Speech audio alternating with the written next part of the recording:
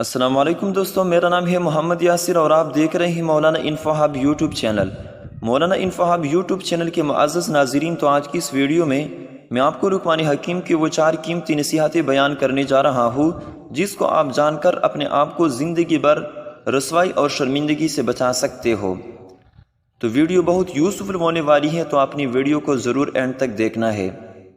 تو چلیے چلتے ہیں اپنی ویڈیو کی طرف۔ ویڈیو کو شروع کرنے سے پہلے اگر ابھی تک آپ نے اس چینل کو سبسکرائب نہیں کیا تو پلیز چینل کو سبسکرائب کریں اور ساتھ میں دی ہوئی بیل آئیکن پر کلک کریں تاکہ فیوچر میں جب بھی ہم کوئی نئی ویڈیو اپلوڈ کریں تو اس کی نوٹیفیکیشن آپ کو سب سے پہلے مل سکے۔ لقمان حکیم رحمۃ اللہ علیہ کا نام تو بچپن ہی سے سنتے چلے آ رہے ہیں، کیونکہ اللہ تعالیٰ نے ان کے نام سے قرآن کریم میں ایک سورت نازل فرمائی ہے جس کی قیامت تک تلاوت ہوتی رہے گی، لیکن بہت کم لوگ اس بات سے واقف ہیں کہ حضرت لقمان حکیم کون تھے۔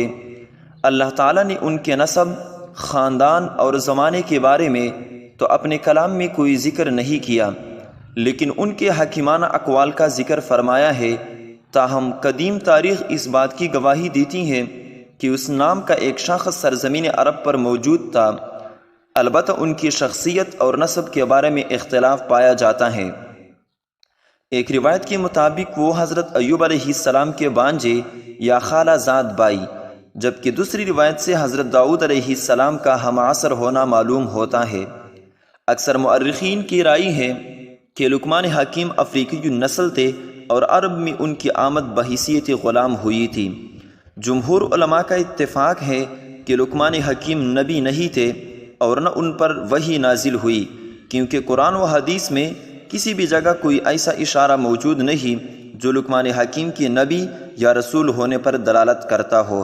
غرض یہ کہ اللہ تعالیٰ نے لقمان حکیم کو نبوت عطا نہیں کی مگر حکمت و دانائی سے وافر حصہ دیا۔ بہرحال لقمان حکیم کے وہ 4 قیمتی نصیحتیں جس کو آپ جان کر زندگی بھر اپنے آپ کو رسوائی اور شرمندگی سے بچا سکتے ہو، وہ 4 نصیحتیں یہ ہیں۔ لقمان حکیم نے اپنے بیٹے کو 4 نصیحتیں فرمائی کہ بیٹا 4 چیزوں کو کنٹرول میں رکھنا۔